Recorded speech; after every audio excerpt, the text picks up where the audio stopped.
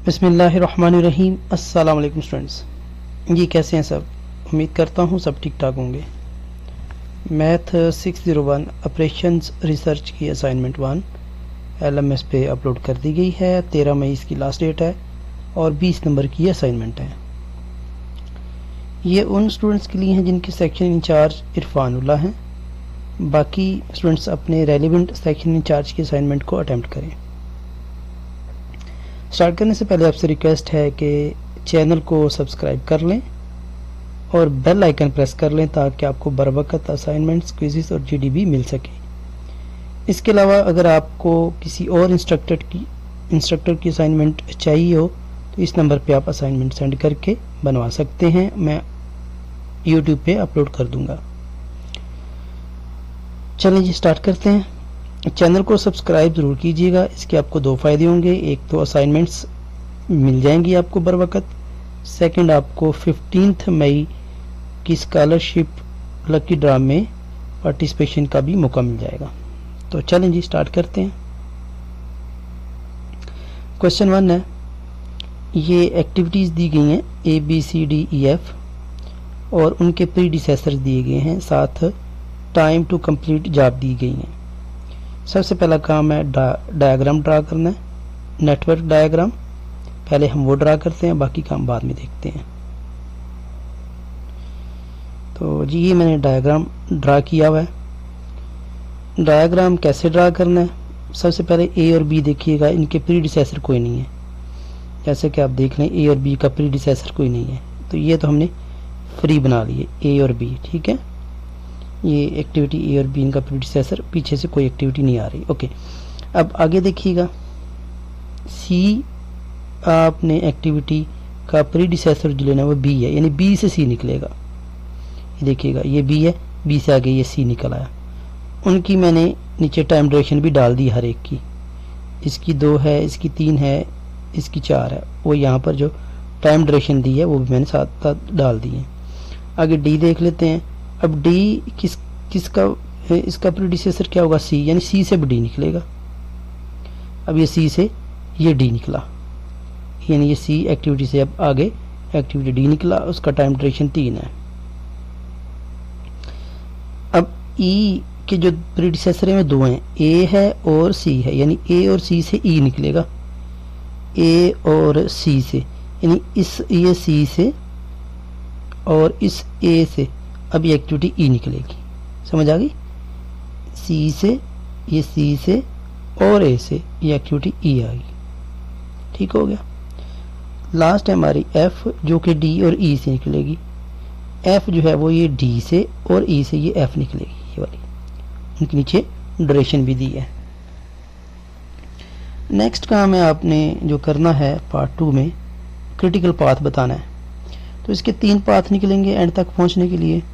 एक A, E और F, A, E और F। तो उसका मैंने कैलकुलेट किया तो वो निकला आपका 5 उनकी, यानी टाइमिंग मैंने ऐड कर दी। तो ये 5 डेज भी हो सकते हैं, मंथ भी हो सकते हैं, कुछ भी हो सकते हैं, लेकिन मैं जनरली इनको डे में कंसीडर करता हूँ। ठीक है जी, तो ये डेज ही हम कंसीडर करेंगे। दिया नहीं हुआ लेकिन आप डे ही कंसीडर कीजिएगा। दूसरा पाथ क्या हो सकता है, दूसरा भी सिंपल है आपका B, C, D और F का C, D, F का देखेंगे तो ये 10 निकलेगा, उनका टाइम ऐड करते जाएंगे। तो तीसरा पाथ भी एक हो सकता है B, C, E, F, ठीक है। तो उनको अब हम ऐड करेंगे तो वो आपका B, C, E, F 8 आ जाएगा। तो जो सबसे लॉन्ग पाथ होता है वही आपका क्रिटिकल पाथ होता है। जो सबसे लॉन्ग पाथ है यहाँ पर वो ये B, C, D, F है, ये 10 वाला। और यही क्रिटिकल पाथ जो होता है ना, ये कम से कम टाइम है जिसमें आपकी एक्टिविटी हो सकती है। यानी आपका जो प्रोजेक्ट है वो कम से कम कितने टाइम में हो सकता है, 10। कम से कम का मतलब यहाँ पर ये है कि इससे कम में ये आपका प्रोजेक्ट कंप्लीट नहीं हो सकता। सपोज अगर 10 महीने आपने टाइम लिया, कम से कम टाइम ये जिसमें वो प्रोजेक्ट आप कर सकते हैं, यानी कम से कम टाइम 10 महीने का मतलब ये है कि इससे कम में वो नहीं हो सकता। इससे कम में वो अच्छे तरीके से काम परफॉर्म नहीं हो सकता। ठीक है, तो वही आपका 10 डेज या 10 मंथ या जी सेकंड पार्ट या सेकंड क्वेश्चन है, इसमें भी एक्टिविटीज़ और प्रीडिसेसर दिए और साथ time to complete the job दिया गया है। इसमें आपने पार्ट 1 में अर्ली स्टार्ट टाइम निकालना है और लेट फिनिश टाइम निकालना है। तो स्टूडेंट्स एक तरीका तो ये होता है कि आप इसका नेटवर्क डायग्राम बना लें, उसमें 2 पास करें, बैकवर्ड पास और फॉरवर्ड पास। वो आपने सीखा होगा लेक्चर में, वो अब लंबा काम है, वो मैं यहाँ पर नहीं करूँगा। सिंपली आपने अर्ली स्टार्ट कैसे निकालना है पहले हम ये देखेंगे, ठीक है, और सबका अर्ली स्टार्ट निकालेंगे। तो उसके लिए मैंने यहाँ पर फार्मूले भी दिए हुए हैं। तो अर्ली स्टार्ट का ये होता है कि जिसकी पीछे प्रीडिसेसर नहीं है वो तो 0 आ जाता है, प्रीडिसेसर वाले का 0 आ गया, ए का भी 0 आ गया, एक्टिविटी बी का भी 0 आ गया। अब सी का निकालना है। अब सी का यहाँ पर देखिएगा, सी का प्रीडिसेसर क्या है, सिर्फ ए है, तो ए के लिए कितना टाइम ड्यूरेशन है 8, ठीक है, तो अर्ली स्टार्ट टाइम फिर 8 आ जाएगा। इसको मैं अभी बंद कर देता हूँ। ओके, ओ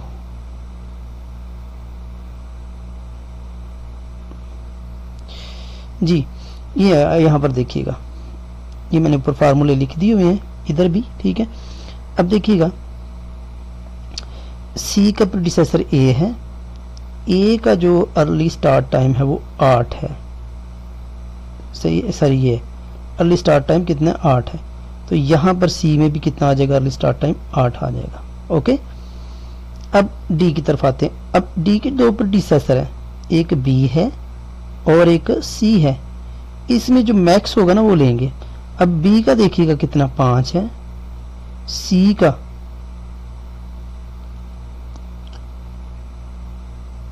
हाँ जी, सी का 12 है। अब सी का 12 कैसे हो गया भाई, उसके लिए आपने जब यहाँ पर अर्ली स्टार्ट निकाल लिया ना तो अर्ली फिनिश भी साथ निकाल लें।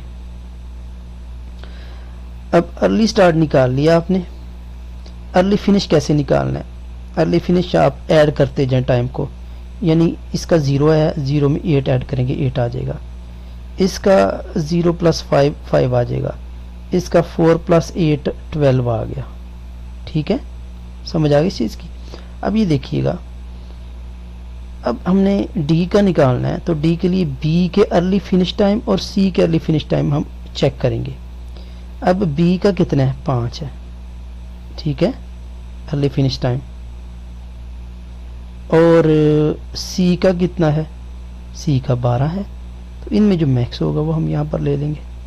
ठीक हो गया, 5 और 12 का मैक्स कितना आ जाता है, 12 आ जाता है। ठीक है, अब डी का देखिएगा, अब डी का तो सॉरी ई का एक ही प्रीडिसेसर है जो कि डी है। ठीक है, अब डी के लिए यहाँ पर हमने अर्ली फिनिश टाइम देखना है, वो कितना आ रहा है 14 आ रहा है। तो असल में होता क्या है कि हम डी के लिए जब ई के लिए जब निकालेंगे तो इसका प्रीडिसेसर डी है, डी के लिए अभी हमने निकाला था जो कि 12 निकला। ठीक है, इस 12 में इस 7 को ऐड कर लेते हैं,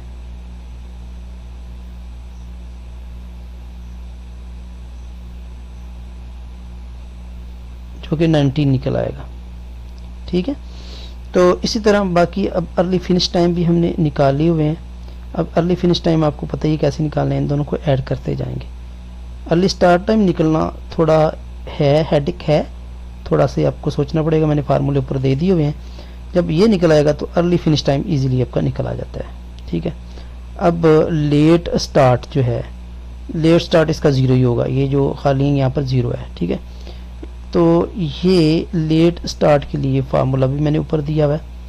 लेट स्टार्ट जो है वो पीछे वाली वैल्यू, यानी इसका बी लेट स्टार्ट जो है वो मैक्सिमम कितना हो सकता है 8 हो सकता है।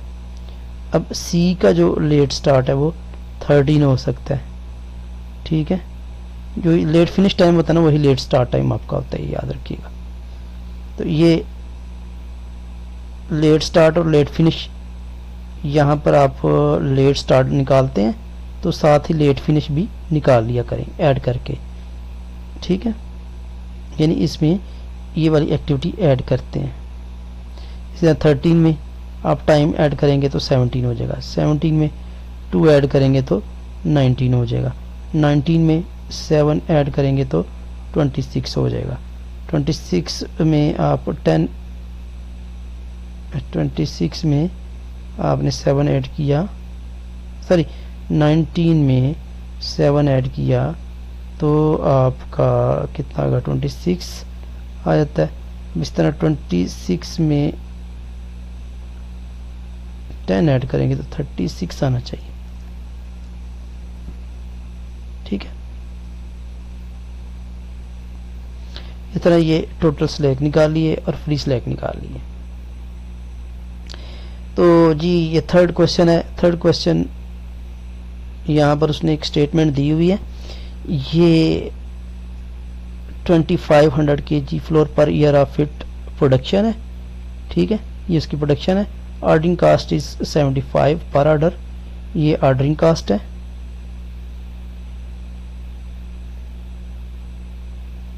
तो यहाँ पर ये मैंने डायरेक्ट फार्मूला लगाया हुआ है। ये C3 की वैल्यू आपके पास ये आ जाती है।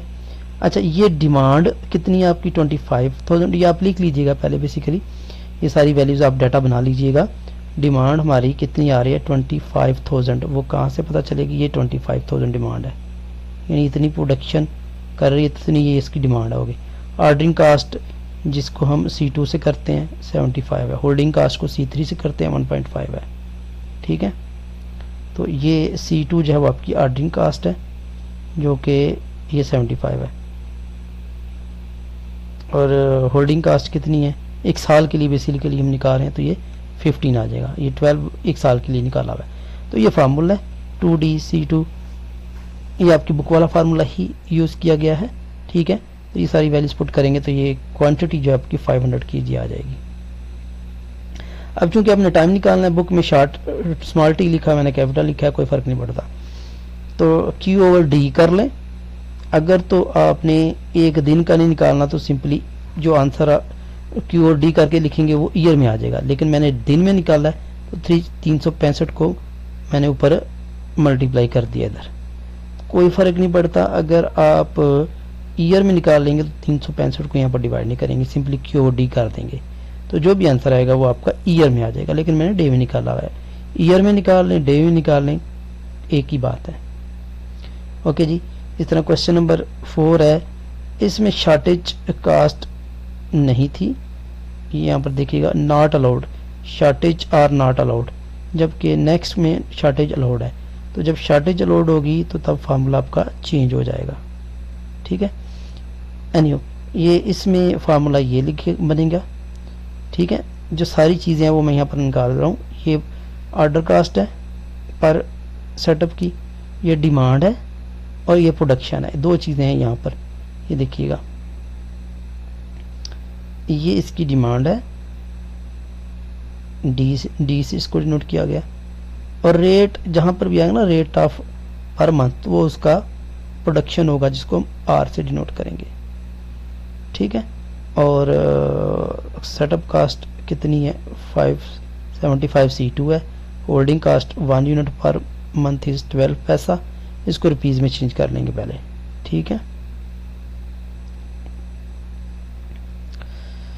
तो ये पैसा था C3 0.2 per unit per month, ठीक है।